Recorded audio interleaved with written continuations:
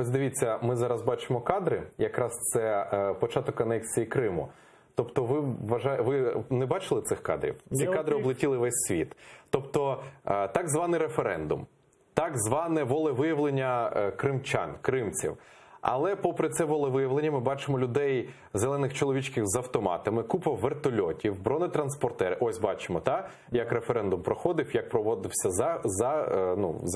захід захвату захоплення цих всіх адміністративних будівель. Ну, блін, мені настільки просто зараз не те, що не віриться. Ми тут в Києві були в вакуумі, я вам чесно скажу. Коли ще був Янукович при владі, ми були в вакуумі, але ми знали, що Янукович гамно, вибачте мене. Ну, але там сидіти, коли всі б'ють на сполох, коли під будівлею Верховної Ради в Криму, в Сімферополі, зібрався мітинг, проплачені алкоголіки якісь з російськими прапорами, тунеядці, які просто кричали те, що їм сказали. Кримські татари кримські з українськими прапорами. Ну, це бачив весь світ.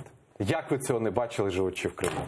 Про противостояние в Симферополе я слышал, но я к нему серьезно не отнесся. Кадры с вертолетами я вот только что увидел в первый раз. Я вам так скажу, я 13-14 год, до тех пор, пока я вот в апреле начал участвовать при секретаре в Народном единстве, у меня вообще не было денег, ничего, у меня не было интернета, у меня был телефон Nokia N86.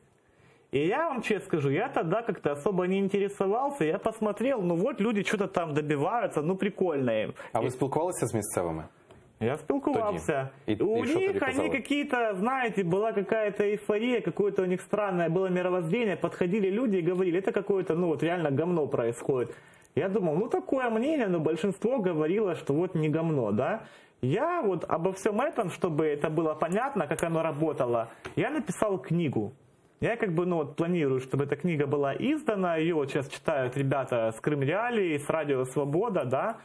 Вот, и в книге я очень подробно все это описываю, какое было, ну, массовое помешательство, которое, ну, мне, опять же, казалось чем-то, ну, обыденным, нормальным явлением, да, и как оно постепенно, шаг за шагом происходило понимание и осознание.